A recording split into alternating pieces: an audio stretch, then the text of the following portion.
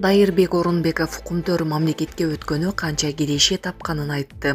Президенттин администрациясынын маалыматтык саясат бөлүмүнүн башчысы Дайырбек Орунбеков өзүнүн Facebook баракчасы аркылуу видео кайрылуу жасап, Кумтөр кенин чет элдик компания менен өлкө иштеткен жылдарды салыштырды.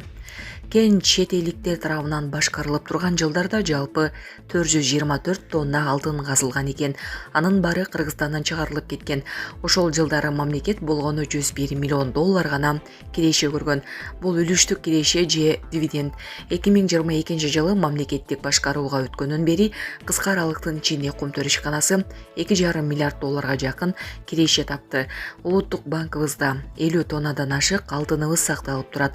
Жогоруда айтканымдай 30 жылда мамлекет 101 миллион үлүштүк киреше тапса, 2022 жылынан баштап үлүштүк кирешеден 291 миллион доллар тапты деди ал. Орунбеков Кумтөр кенин мамлекетке кайтарып алуу ар бир кыргызстандыктын кыялы болгонун, бирок мурунку өкмөттөрдүн биринин дагы мындай ишке эрки жетпегенин кошумчалады. Өзбекстанда тоодон чоң таш кулап, адамдары бар унааны басып калды. Өзбекстанда тоодон чоң таш кулап өтүп бара жаткан Chevrolet Cobalt унаасынын үстүнө түшкөн, ичинде адамдар бар болгон. Бул тууралуу чет элдик басылмалар жазышууда. Маалыматтарга караганда Каргаша 6 ноябрда саат 16:00 Кашкадария районундагы Такта Карача ашуусунда болгон. 3 адам ошол жерде каза болгон. Маалым болгондой, автоунаа Китаптан Самаркандка бара жаткан. Каза болгон жарандардын өздүгү такталууда. Соц тармактардагы маалыматка караганда, салондогу жүргүнчүлөр Венгриянын жарандары, ал эми айдоочусу өзбек жараны болгон. Азырынча бул маалымат тастыктала элек. Учурда аталган ашуу унаа кыймыл үчүн убактылуу жабылды. Азыр ал жерде адистердин тобу иштөөдө. Урматтуу Москва шаарындагы мекендештер, эгерде сизди тиш оорусу тынчсыздандырып жатса, анда сизге Умбем клиникасын сунуштайбыз. Стоматология заманбап техникалык каражаттар жана материалдар менен камсыздалган. Жогорку даражадагы адистер өз ишинин сапатына кепилдик беришет. Хирургиялык стоматология, тиштерди кооздоп калыбына келтирүү, кандай гана оор абалдагы тиш болбосун, оорутпай алып салабыз. Жулабыз. Тиштерди кесипкөй чеберчиликте, гигиеналык тазалоодон өткөрөбүз. Брекет системабыз да бар. Имплантация жасайбыз. Металлокерамика, цирконий жана башка түрлөрдү колдонуу менен сиз каалаган сапатта тиштериңиздерди оңдоп түзөп, салып жана тазалап беребиз. Биздин дарек Москва шаары, Нахимовский проспект метросу, Сивашская көчөсү 7 корпус 2. Байланыш номеру +7 925 103 22 77. Германияда Кытайга таңчылык кылган америкалык жаран кармалды. Американын жараны жана Германияда жайгашкан АКШ армиясынын мурдагы мүчөсү Кытайга жашыруун маалыматтарды берүүнү сунуш кылган деген айып менен камакка алынды. Бул тууралуу AFP агенттиги бейшемби күнү Германиянын прокуратурасына шилтеме берүү менен билдирди. Прокуратуранын айтымында Мартин деп атаган адам чет элдик чалгындоо агенттиги үчүн чалгындоо иштерин жүргүзүүгө даяр экенин билдирген деген шек менен кармалган. Алар кошумчалагандай, ал 2024 жылы Кытайдын расмий өкүлдөрү менен байланышып, аларга америкалык аскерлери тууралуу жашыруун маалыматтарды берүүнү сунуш кылган. Ошону эле ал бейшемби күнү Франкфурт шаарында камакка алынып, патеринде тинтүү иштери жүргүзүлдү. Алардын айтымында ал жакынкы убакка чейин америкалык аскерлер үчүн иштеген жана Кытайга АКШ армиясында иштеген учурунда алган маалыматты берүүнү сунуш кылган. Учурда тергөө Германиянын чалгындоо кызматы менен тыкыз координацияда жүрүп жатат. Орусия АКШдагы шайлоого кейлегишти деген айыптоолорду четке какты. Орусиянын Вашингтондогу элчилиги Москва Америкадагы шайлоого кейлегишкен деген айыптоолорду кескин түрдө четке какты. Бул тууралуу Орусиянын АКШдагы элчилиги билдирди. Бул билдирүү Федералдык иликтөөлөр бюросунун орус хакерлери шайлоо участкаларын жардырабыз деп коркуткан каттарды жиберген деген айыптоосунан кийин жасалды.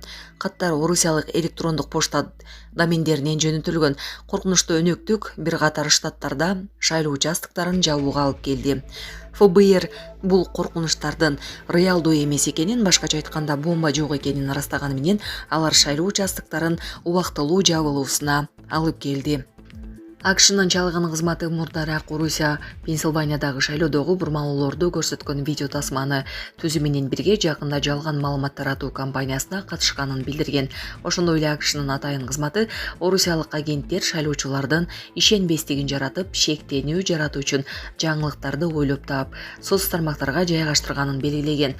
Орусиянын Вашингтондогу элчилиги бул айыптоолорду Кошмо Штаттардагы ички саясий тирештин бир бөлүгү деп атап, америкалык аткаминелерден бул ишке байланыштуу эч кандай суроо талап же далил келбегенин билдирди. Путиндин басма сөз катчысы ал Трампты куттуктабай турганын билдирди. Кремлдин басма сөз катчысы Дмитрий Песков Орусиянын президенти Владимир Путин Дональд Трампты AQShdагы шайлоодогу жеңиши менен куттуктабай турганын билдирди. Президенттин Трампты шайлоо менен куттуктайм деген планынан кабарым жок. Биздин мамлекетке каршы согушка түз да, кыйыр түрдө да катышкан дос эмес өлкө жөнүндө сөз болуп жатканын унутпайлы деп белгиледи расмий өкүл. Анын айтымында Орусия Трамптын жеңишинен кийин AQSh менен сүйлөшүүлөргө ачык, бирок демилге Америка тараптан чыгышы керек. Ошондой эле ал Орусиянын шайлоого кийлигишкени тууралуу доматтарды четке какты. Сентябрда Трамп Нью-Йоркто Украинанын президенти Владимир Зеленский менен жолугуп, эгер ал шайланып калса, Украинадагы согушту тез арада токтотууну убада кылган. Трамп конкреттүү кадамдарды белгилебесе да, Зеленский да Путин да жаңжалды токтотууну каалашат деп айткан. Кытай-Кыргызстан-Өзбекстан темир жолун куруу ноябрдын аягында башталат. Кытай-Кыргызстан-Өзбекстан темир жолунун курулушун ноябрдын аягында баштоо макулдашылды. Бул тууралуу министрлер кабинетинин төрагасы Акылбек Жапаров 7 ноябрда журналисттер менен жолугушуу учурунда билдирди. Акылбек Жапаровдун айтымында Кыргызстандын президенти Өзбекстан жана Кытай лидерлери менен бул долбоорду ишке ашыруунун жол-жобосун сүйлөшкөн. Темир жолдун курулушу Жалал-Абадтан башталганы жатат. Өкмөт долбоор боюнча тиешелүү документтер парламентке жөнөтүлөрүн кошумчалады.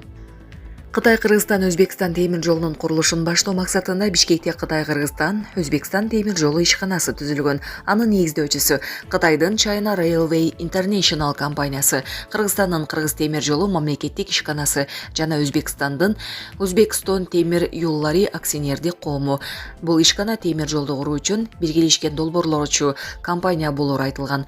Кошкон каражатына жараша компанияда Кытайдын үлүшү 51% болот, калганы Кыргызстан менен Өзбекстанга тең бөлүнүп, ар бирине 24,5% тиет.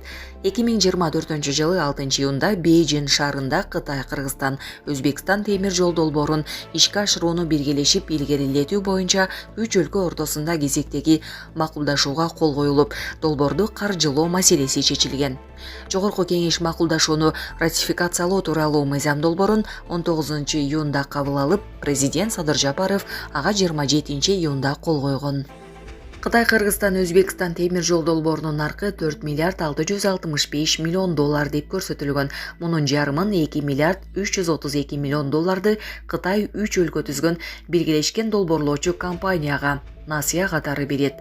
Кыргыз өкмөтү Кытай-Кыргызстан-Өзбекстан темир жол курулушунун уставдык капиталына 11 миллиард сом бөлөт. Бул тууралуу Финансы министрлиги жарыялаган 2025 жылга мамлекеттик бюджеттин долбоорунда жазылган.